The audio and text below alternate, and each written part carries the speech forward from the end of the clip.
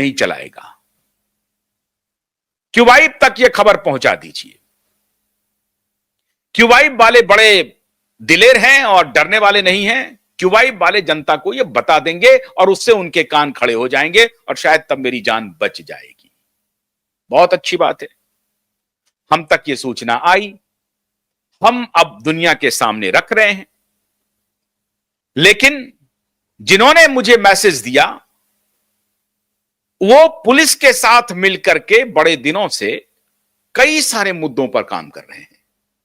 आपको मालूम है कि क्यूबाइब अकेला एक नेटवर्क है जो इस मुद्दे को लगातार उठा रहा है। तो जाहिर है उनको हमारे बारे में तहकीकात करना, हमारा संपर्क ढूंढना, और वो संपर्क करके हम तक उन्होंने संदेश पहुंचा दिया कि हमने वो सारे डिजिटल रिकॉर्ड एक जगह रख दिए हैं।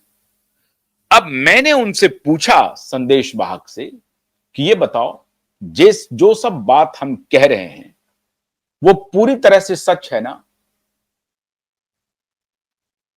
तो कहा, साहब ये तो मैं नहीं कहूंगा कि सच है या गलत है, लेकिन आप देश की सेवा कर रहे हैं। भरवेटम ये शब्द था उनका। उन्होंने कहा कि आप देश की सेवा कर रहे हैं और अत्याचारियों के खिलाफ जो आप लड़ाई लड़ रहे हैं उसमें हम भी आपके साथ हैं। पहली बार हो रहा है मित्रों, पहली बार। ऐसा कभी किसी, हमने मीडिया में इस तरह से कई हमारे पास संदेश आते रहे, पूर्व में भी, आज से 10-15 साल पहले भी इस तरह से संदेश आते थे। जब जो कॉन्फ्लिक्ट में फंसे होते थे वो हम तक सूचना पहुंचाते थे, जब फील्ड रिपोर्टिंग होती थी। तो अब हम तक वो सूचना पहुंच रही है और कहा कि यह सूचना हमने इंटेलिजेंस एजेंसी को भी पहुंचा दी है। अब इंटेलिजेंस एजेंसी को हमने जो पहुंचाई है उसके बारे में हम आपको बताएंगे नहीं, लेकिन सरकार के संज्ञान में हमने ये डाल दिया है। और मैं आपके संज्ञान में इसलिए डाल रहा हूं क्योंकि आप मेरी रक्षा कर सकते हैं। आप सोचिए मित्रों, यह है क्यूबाइब की क्रेडिबिलिटी, यह है आपके अपने चैनल की साख। जो जेल से पुलिस वाले जो उनके खिदमतगार थे, अब क्यूबाइब पर भरोसा उनको हो रहा है और वो कह रहे हैं कि उन तक संदेश पहुंचाओ। मैंने फिर कहा कि ये बताइए कि जो कुछ भी बात हम लोग बोल रहे हैं, सचिन वाजे के ही बारे में बोल रहे हैं कि वही किंग पिन है, तो सच्चाई क्या है? कहा, साहब हम तो बहुत छोटी मछली हैं, बहुत बड़े बड़े खेल हैं, मैं इस बारे में कुछ भी नहीं बोलूंगा। बस इतना समझ लीजिए कि वो सारे डिजिटल सबूत एक खास पुलिस वाले के पास मौजूद है और उनका वो क्लोजेस्ट पुलिस वाला है और उसकी कई कॉपी हो चुकी है कि अगर उसके ऊपर अटैक होता है तो फिर दूसरे के पास, दूसरे के ऊपर अटैक होता है तो तीसरे के पास वो डिजिटल प्रूफ मौजूद है। मेरा ये दूसरा सवाल था कि क्या सचिन वाजे अप्रूवर, गवर्नमेंट अप्रूवर बनने के लिए तैयार है? और अगर तैयार है तो वो भी हमें बताइए। उन्होंने कहा कि सर वो इंतजार कर रहे हैं, तेल की धार देख रहे हैं वो। अगर तेल की धार ऐसी ही रही कि उनका जेल जाना तय है तो वो अप्रूवर बन जाएंगे अप्रूवर। लेकिन उनको भी चिंता सता रही है अपने परिवार की। अब आप देखिए, जो उस दलदल में फंसा हुआ है खुद, तो वो दलदल कैसा है, कितना गहरा है, उसको मालूम है।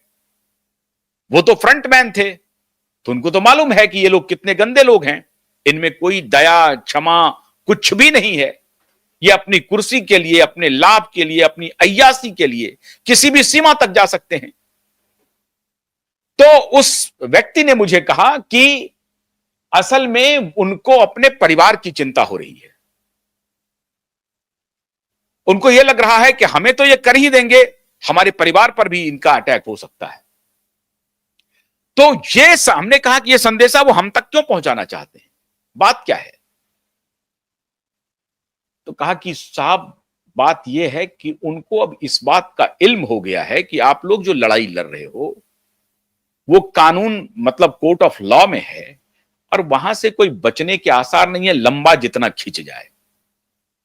जितने सारे सबूत है ना, वो सबूत आप लोगों के पास भी बहुत पुख्ता सबूत मौजूद हैं। और खास तौर से उस शख्स ने कहा कि जिस दिन आपने फोटोग्राफ दिखाया था दिशा का, उस दिन से सचिन वाजे पूरी तरह से बदल चुका है। जेल में सचिन वाजे यह इंतजार कर रहा है कि किस दिन हियरिंग शुरू हो रही है और यह दिशा कौन सी पकड़ रही है, बस उसका इंतजार कर रहा है। लेकिन उस इंतजार के पहले चूंकि वो पुलिस की वर्दी में बहुत बड़ा बड़ा सब काम किया है, तो अब तक तो उनको लग रहा था कि कुछ नहीं होगा। लेकिन जिस तरह से कोर्ट का रुख है, तारीख भले ही पड़ रही हो, लेकिन जिस तरह से आप लोग इस लड़ाई को लड़ रहे हैं, जिस तरह से मामला जनमानस में चला गया है, तो सचिन वाजे इंतजार कर रहा है कि अगर अदालत ने शैलेंद्र नगरकर के खिलाफ कोई कार्रवाई कर दी और सरकार को नोटिस भेज दिया, तब क्या होगा? फिर कोई बचने का कोई रास्ता नहीं है। और इसीलिए मित्रों 7 अगस्त, 14 अगस्त, 29 अगस्त तीनों तारीख को टाल दिया गया। इसीलिए अब आप समझ रहे हैं ना खेल कितना बड़ा है। वो इंतजार कर रहा है अदालत में कि अदालत का रुख क्या होता है, और इसीलिए 7, 14, 29 टाला जा रहा है, टाला जा रहा है। जितना हो सकता है टालो, जितना हो सकता है टालो, जितना हो सकता है भ्रम फैलाओ, सबूत को डिस्ट्रॉय करो। लेकिन उनकी सारी बातचीत मैं अब आपके सामने रिवील कर रहा हूं। उन्होंने कहा कि आप जो ये बात कह रहे हैं परमबीर सिंह के बारे में, यह बात उन्होंने कहा कि आप 100% सही कह रहे हैं।